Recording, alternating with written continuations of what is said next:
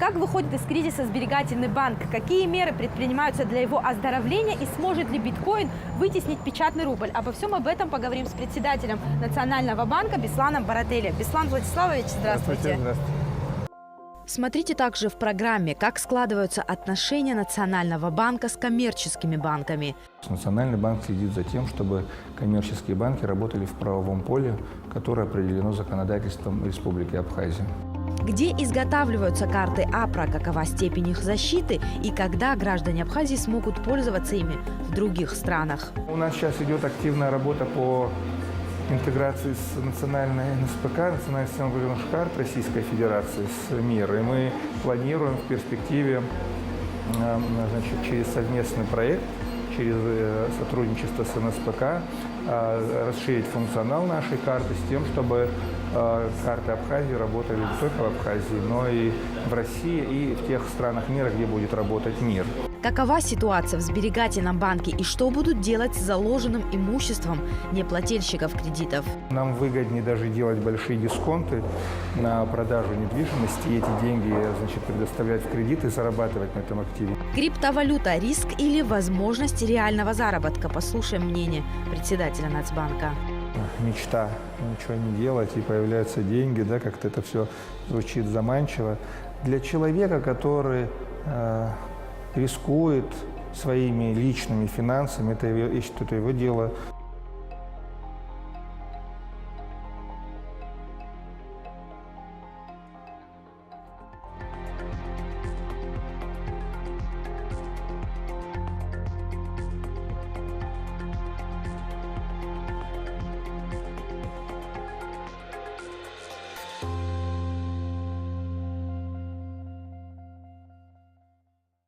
Хотелось бы начать с общего вопроса.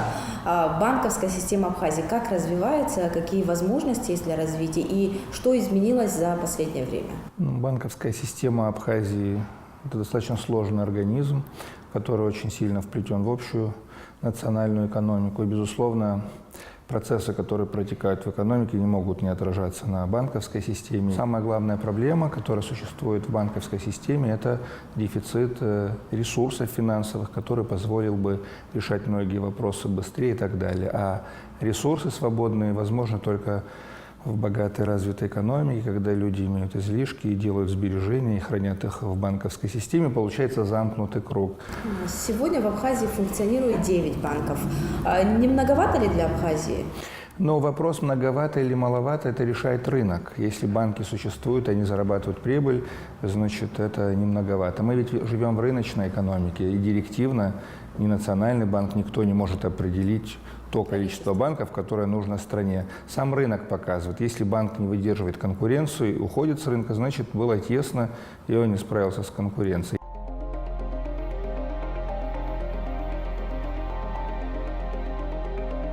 Два банка убыточные, сберегательный банк, мы отдельно будем об этой ситуации говорить, но Гаграбанк, могут ли быть опасения у вкладчиков? Дело в том, что вкладчики, они всегда понимают, что должны, вернее, понимать, когда они приносят деньги в коммерческий банк, то это всегда вопрос отношения частного лица и юридической отдельной организации, которая принадлежит частным лицам, то есть не государственным банкам. Поэтому, как правило, вообще частные банки привлекают вклады под более высокие проценты по сравнению с государственным банком. Это делается для того, чтобы выиграть в борьбе за привлечение ресурсов. Но каждый человек, когда имеет отношение с тем или иным банком, он должен изучить, с каким банком он имеет дело, какое у него финансовое положение, какая репутация на рынке, какие отзывы клиентов, каковы перспективы. Но наше государство защищает вкладчика в размере 100 тысяч рублей. В случае, если какая-то кредитная организация закрывается и у него отзывается лицензия, то защищена сумма до 100 тысяч рублей вкладов. Поэтому если вкладчик вкладывает сумму больше, то, соответственно, законом ему возвращается только 100 тысяч рублей, либо он должен раскидать суммы на несколько счетов, чтобы это были отдельные вклады. Но в сберегательном банке немножко другая ситуация, поскольку это государственная банки, поэтому здесь уже больше ответственности государства за его, значит, финансовое состояние, поскольку он выполняет очень серьезную социальную функцию, в отличие от других коммерческих банков. Беслан Владиславович, а как складываются отношения Национального банка с коммерческими банками? Ну а как они могут складываться? Национальный банк является банком-регулятором, который в соответствии с законом о Национальном банке реализует свои функции, следит за их деятельностью, и складываются рабочие отношения, которые должны складываться между регулятором и коммерческими банками. То есть Национальный банк следит за тем, чтобы коммерческие банки работали в правовом поле. В середине ноября 2017 года Национальный банк Абхазии пошел на крайнюю меру. Уже давно находящийся в зоне убытков самый крупный и единственный государственный банк сберегательный подвергся серьезным изменениям. Руководитель его был отстранен от работы, и все полномочия были переданы временной администрации. Цель – финансовое обследование банка, сокращение расходов, взыскание задолженностей, а также разработка новых банковских продуктов с высокой доходностью. Сейчас вот уже какой-то период прошел, как временная администрация работает. Что изменилось и что делается для оздоровления банка? Ну, безусловно, вы правильно подметили, введение временной администрации дало уже крайне вынужденной мерой, на что пошел Национальный банк. Мы стабилизировали ситуацию, мы предоставили кредит Национального банка сберегательному банку для целей стабилизации, предоставили 2 кредита, субординированных на долгий срок, с тем, чтобы они могли, значит, решать свои проблемы. А на период действия временной администрации, пока этот период продолжается, мы что смогли сделать? Мы смогли устранить проблему с задержками в платежах. Если вы заметили, мы четко следим за состоянием денег в банкоматах. Помимо этого, мы стали привлекать ресурсы для того, чтобы предоставлять гражданам дополнительные услуги кредитные. 1 декабря была объявлена программа «Новогодние вклады», которая действовала до 31 января этого года по повышенной ставке под 18% годовых. Это очень высокая ставка. Сегодня средняя российская ставка по вкладам в крупных банках 7-8% годовых. Мы объявили 18%. Благодаря тому, что была реализована эта часть программы в рамках оздоровления, сберегательный банк привлек 250 миллионов рублей от граждан Абхазии. То есть наши граждане внесли в банк в виде вкладов 250 миллионов рублей. Благодаря тому, что у сберегательного банка появились эти ресурсы, параллельно всего за 2 месяца. И, кстати, этот процесс продолжается и в наши дни тоже, в феврале. За этот же период параллельно с этим была запущена программа кредитования. Она и раньше реализовывалась, 2 года мы ее запускали, но она была приостановлена из-за отсутствия денег в Сбербанке. Но так как сейчас в Сбербанке появились ресурсы, заново запустили программу кредитования под карточки АПРА по программе зарплатный и пенсионный кредит. За 2 месяца было выдано более 2000 кредитов. С 1 февраля Сбербанк запустил новую программу кредитования потребительский. В отличие от пенсионного и зарплатного займа, в этой программе могут участвовать все граждане Абхазии. Взять можно до 200 тысяч рублей сроком на год и по ставке 24% годовых. Но при этом заемщику нужны 2 поручителя, которые являются клиентами банка и держателями карты АПРА. И как минимум 1 из поручителей должен быть пенсионером или же получателем социальных выплат. Кредит будет выдаваться в порядке очереди. Желающих воспользоваться программой уже много. Встать в очередь, получить подробную информацию можно в Сухумском отделении Сбербанка, расположенного по адресу Джанаше, 4.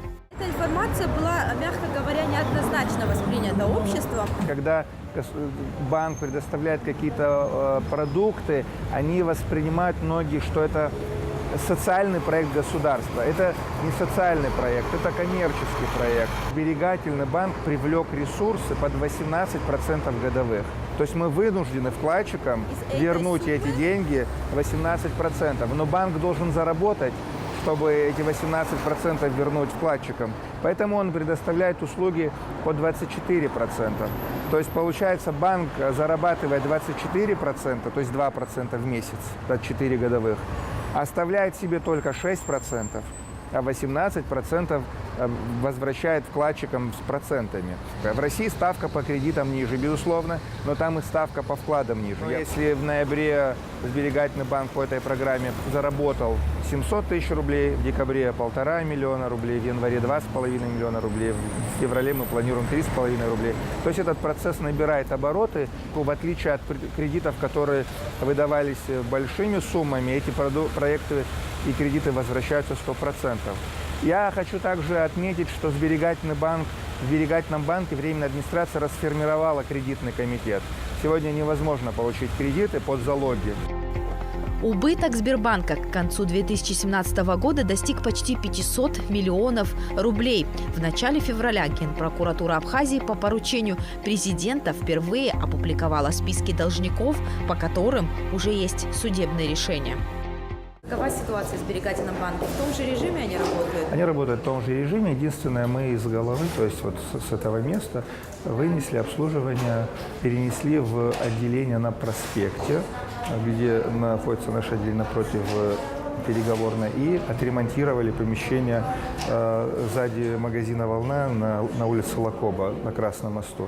Там было отделение Сбербанка, просто мы отремонтировали, привели в порядок, и теперь физических лиц обслуживают в центре города вот эти два отделения. Здесь остаются только юридические лица. А если говорить по поводу кредитов, списки должников, которые были вывешены прокуратурой, будет ли в адрес руководства сберегательного банка предприняты какие-то меры? Какую-то ответственность они понесут?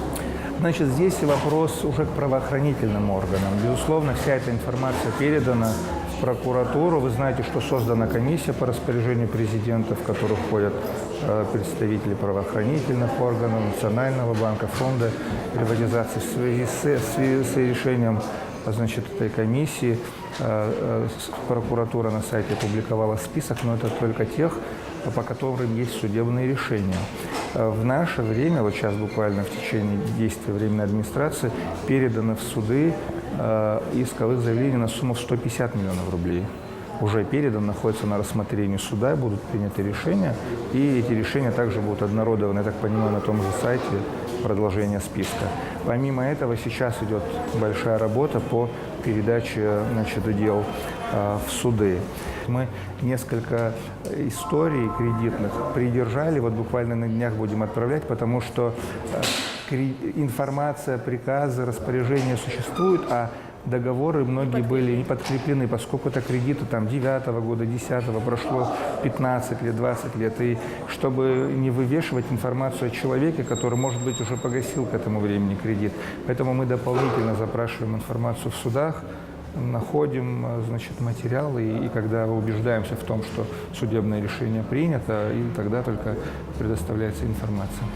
Сбербанка Абхазии 7 филиалов, 15 дополнительных офисов на территории страны. По поводу оптимизации штата, в самом начале, когда была введена временная администрация, вы говорили о том, что штат раздут в Сбербанке, что нужно сокращать. Главная задача банка – это срочно выйти на прибыль. Как это сделать? Либо наращивать доходы, что мы делаем через предоставление новых кредитных продуктов, и параллельно с этим сокращение штатов. Но мы стараемся очень аккуратно подойти к этому, поскольку понимаем, что это вопрос занятости людей и так далее. И стоит задача либо спасать Сбербанк, либо решать социальные вопросы, связанные с тем, что люди потеряют работу. Но мы так сбалансированно подходим к решению этих вопросов. Но вот в прошлом году около 80 штатов по Сбербанку по всей Абхазии было сокращено. Это, естественно, достаточно большое количество людей, которое дает экономию на фонде заработной платы. Идем мягким путем, чтобы где очевидно можно сократить, мы сокращали, но такого жесткого сокращения нет. Александр Владиславович, возвращаясь к теме кредитов, выданных Сбербанком, какое-то имущество все-таки заложено имелось. Вот что будет с этим имуществом? Речь идет о недвижимости, я так понимаю, да? Оно готовится к продаже. Какая-то часть документов уже обработана, и объекты готовы к продаже. Кстати, я хотел бы обратиться к гражданам нашим, что на сайте Сберегательного банка в разделе «Недвижимость» вывешены объекты эти с фотографиями и с ценами. И, соответственно, можно обратиться Это цены ориентировочные. Если кто-то буквально завтра, послезавтра готов выкупить, мы можем рассматривать дисконт. Достаточно существенный, может даже и половина стоимости той, которая вывешена. Это для нас очень важно, поскольку сегодня Сбербанку важно иметь ликвидность, так скажем, живые деньги, нежели активы в виде, значит, имущества, которые не работают, за которые приходится нести расходы и которые, в принципе, являются активами, но они не приносят доходы банку. Поэтому нам выгоднее даже делать большие дисконты на продажу недвижимости и эти деньги, значит, предоставлять в кредит и зарабатывать на этом активе, нежели иметь записи в виде такого перечня.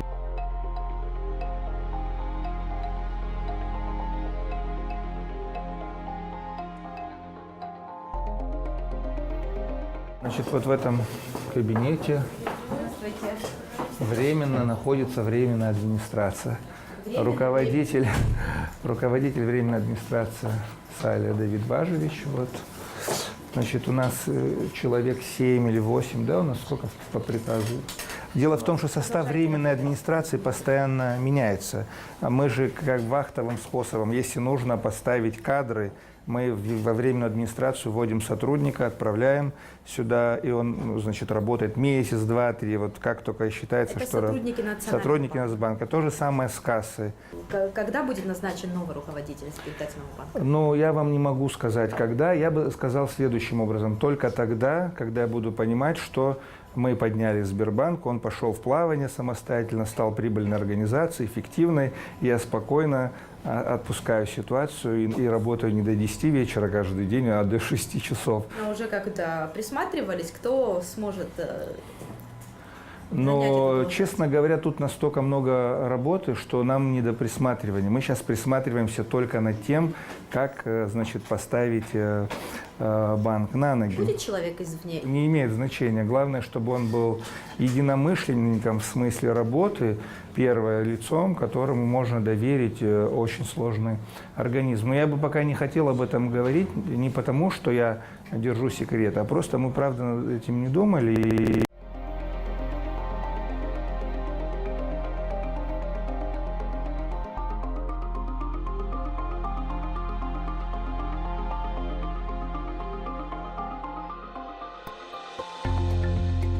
Владиславович, а после обнародования списков должников изменилась ли ситуация в лучшую сторону? Побежали ли оплачивать? Ну, я бы не сказал, что побежали, но тем не менее некоторые пришли. Ну, где-то один человек в день приходит, оплачивает эти кредиты. Кстати, на сайте прокуратуры, я обратил внимание, вывешивают информацию о том, кто заплатил. Вот в том списке, где опубликованы люди, там они указывают тех, кто оплатил и погасил кредит. Я надеюсь, что этот процесс будет набирать обороты, хотелось бы ожидать этого. Но я хочу сказать другое, что, во всяком случае, сберегательный банк не ставит свою задачу, значит, в прокуратуру передавать и какими-то, значит, угрозами заставлять вернуть дело. Что помогло обнародованию этих списков? Ведь очень многие еще заемщики столкнулись с проблемами в Сбербанке, но по ним нет судебных решений, а это является банковской тайной. Мы не имеем права предоставлять такую информацию даже прокуратуре. Список, который опубликован на сайте, он подтолкнул людей к тому, что они стали приходить в Сбербанк. Те, кто еще нет. Те, кто еще, по которым не было судебных решений, с просьбой пролонгировать, реструктуризировать кредиты. Мы, Сберегательный банк, с удовольствием на это идет, поскольку ведь задача поддержать граждан, которые, ну, не все же граждане осознанно брали деньги, чтобы не вернуть кредит. Многие по объективным причинам, взяв кредит, столкнулись с проблемами. Они этого не скрывают, они просят войти в их положение, помочь им. И Сберегательный банк идет всегда на уступки. В рамках возможного, в рамках закона мы можем увеличить сроки возврата кредита, там порядок погашения, условия по оплате процентов и так далее. Переход к платежной системе АПРА был начат еще в 2010 году. Одно из главных преимуществ использования пластиковых карт – это оперативность зачисления денежных средств, отсутствие комиссии при обналичивании и возможность снять деньги в удобное для держателя время. Особенно это упростило жизнь пенсионеров, которые вынуждены были простаивать в очередях по несколько часов в день.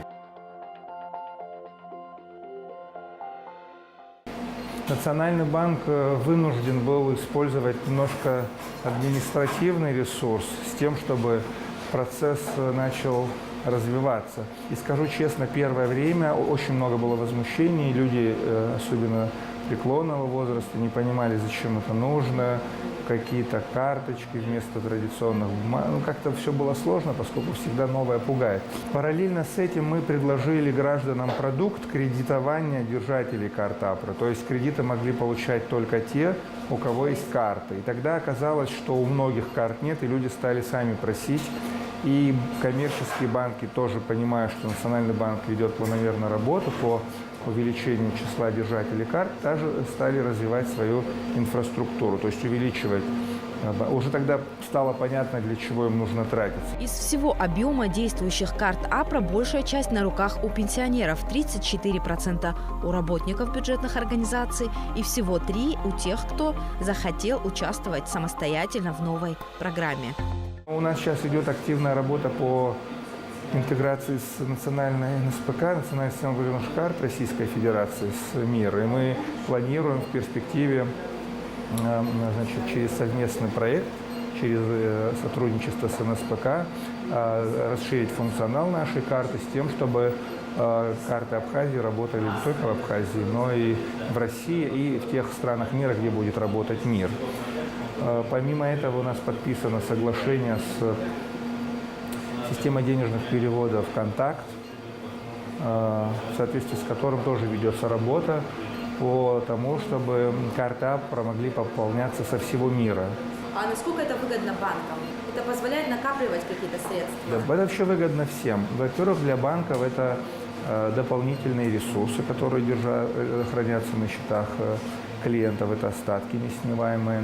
А помимо этого, для банка это, вот, в частности, по проектам, которые Сбербанк реализуется, это возможность выдавать кредиты. Поверьте мне, сегодня, если бы не было карт банка, сберегательный банк даже вот эти 50 тысяч рублей тоже не выдавал бы кредиты, потому что уровень ответственности граждан очень низкий. Но вот это такое интересное, можно сказать, секретное наше место. Здесь мало кто бывает. Я вам скажу, даже большинство сотрудников Банка Абхазии не допущено к этому помещению, только по особому распоряжению можно сюда попасть. Здесь имитируются карты АПРА, которые сюда поступают от всех коммерческих банков. Это был дизайн один для всех банков. В этот раз, когда закончился тот тираж, мы предоставили коммерческим банкам самим определять дизайн карты. Теперь у наших коммерческих банков у всех свой уникальный, значит, дизайн. И более того, даже в Сбербанке есть несколько дизайнов карт для пенсионеров, для зарплатников, там, для тех, кто самостоятельно хочет приобрести карту.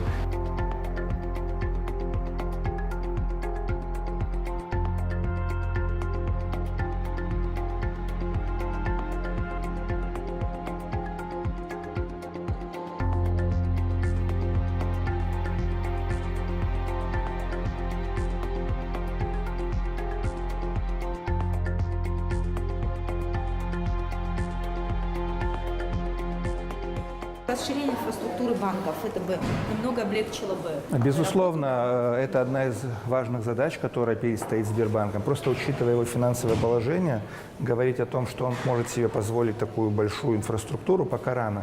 Но тем не менее мы в этом направлении работаем. Мы сейчас запустили банкомат Полакоба, где 102-я касса, где люди получают кредиты. Вот сзади магазина «Волна», вот я говорил, там сейчас круглосуточный банкомат, сберегательный банк. В принципе, в городе Сухом, во всяком случае, эта проблема решена, хотя мы в ближайшее время планируем приобретать банкоматы для районов, поскольку они распределены по Абхазии неравномерно. Если взять, например, город Сухом, в принципе, вопрос решен. Взять Гагрский район, по большей части решен. А вот в Гудаутском районе и во вся Восточная Абхазия, конечно, еще очень сильно отстает. А когда все-таки все пенсионеры получат карточки АПРА? Но у нас практически все они переведены. У нас остался только Порчальский район и Гальский. Это вопрос к САБЭСу, как готовы будут списки электронные, они нам передадут. Мы уже будем выдавать карточки, поскольку все районы уже обеспечены. Мы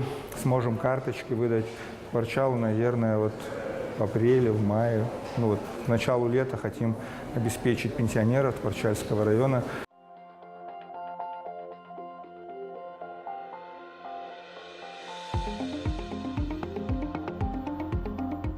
К каждой карте привязывается пин-конверт с пин-кодом для держателя карт.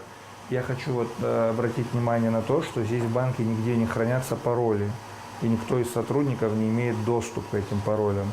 То есть, когда человек, клиент банка, получает карту с конвертом, в котором запечатан пин-код, то есть пароль по сути, то это сделается на принтере автоматически запечатано. Никто из сотрудников не видит. Более того, если даже кто-то из держателей карт забыл пин-код или потерял листочек с паролем, то мы здесь не можем восстанавливать. Это делается для безопасности. Что делается в случае, если я потеряла Новую карту, карту, не помню пин-код? новую карту. Просто пишется заявление в свой коммерческий, в свой банк, где вы обслуживаетесь, и вам восстанавливают. И для удобства граждан мы увеличили срок действия карт. Во всяком случае, для пенсионеров Сбербанка теперь карты, которые будут выдаваться сроком действия до 5 лет.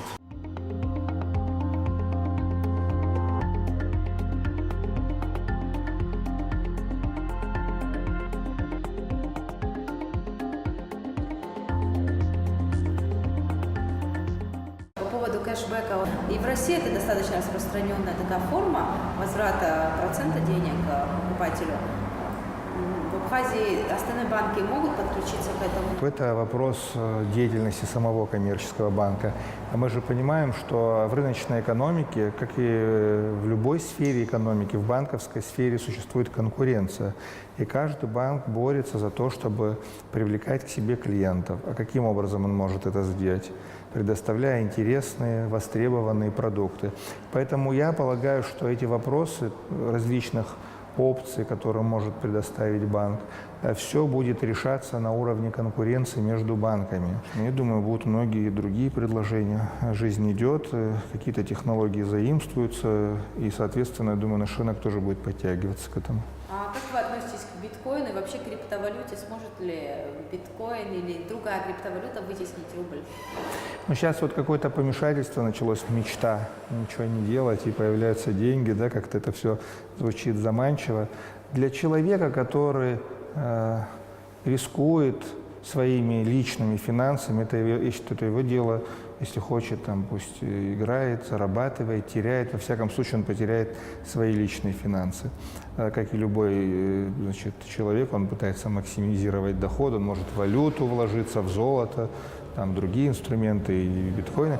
А как председатель Национального банка, как, так скажем, государственный человек, я остерегаюсь этих вещей, потому что непонятно, что это и как это все закончится.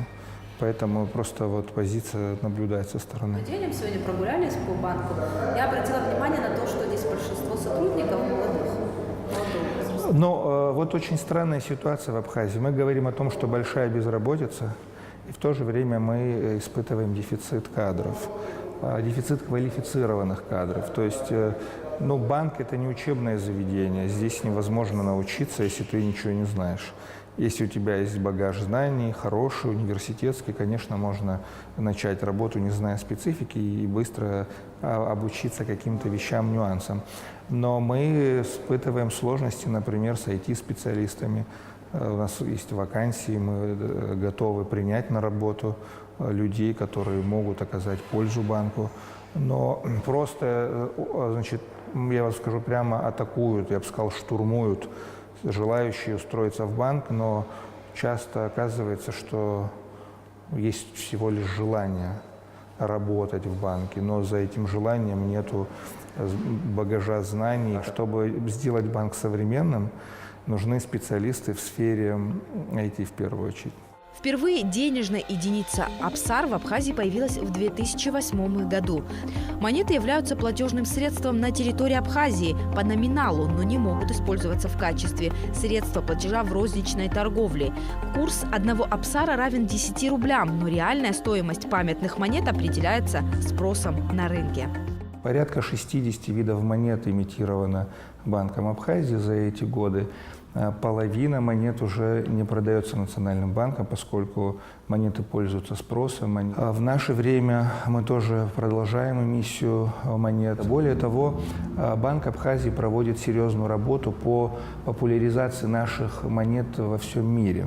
Национальный банк стал принимать участие в международных выставках монет. Банк Абхазии принимал участие в выставке монет в Москве. После этого нам удалось, очень трудно было, конечно, нелегко, скажу честно, но тем не менее мы смогли добиться участия на выставке монет в Нью-Йорке, которая проходила. У нас была позиция, свой стенд, где мы представляли Республику Абхазия, где были выставлены все наши монеты и были изданы на английском языке буклеты, каталоги, которые раздавались участникам выставки. Мы публикуем статьи в специализированных журналах, посвященных монетам. Это российские журналы. На сегодняшний момент вот у меня передо мной есть такой вот журнал «Нумизматика» прошлого года. Он издается 2 раза в год, и в этом издании есть статья, посвящена Российское издание. Да, памятным монетам Республики Абхазия. Мы планируем организовать музей монет, где будут представлены не только те монеты, которые выпущены Банком Абхазии в наши дни, но также и монеты, которые найдены на территории Абхазии. Мы начали работу по сбору материалов. Вот через сайты, где продаются антикварные вещи, мы находим, значит, те материалы, которые могут быть выставлены в музее. В частности, мы недавно нашли боны начала 20 века, которые имитировались в Гудауте, гудаутские боны, гагарские боны. Через интернет мы их потихонечку выкупаем, хотим создать серьезную коллекцию, поскольку это все является нашим наследием, национальным достоянием, и поскольку мы туристская страна, развиваем это направление, я думаю, через представление этих материалов для туристов мы будем более широко известны миру.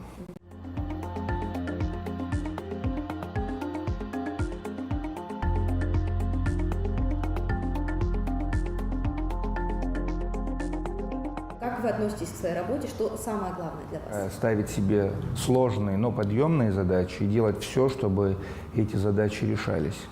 Вот главное требование – это самодисциплина, самоорганизация и ответственность в работе.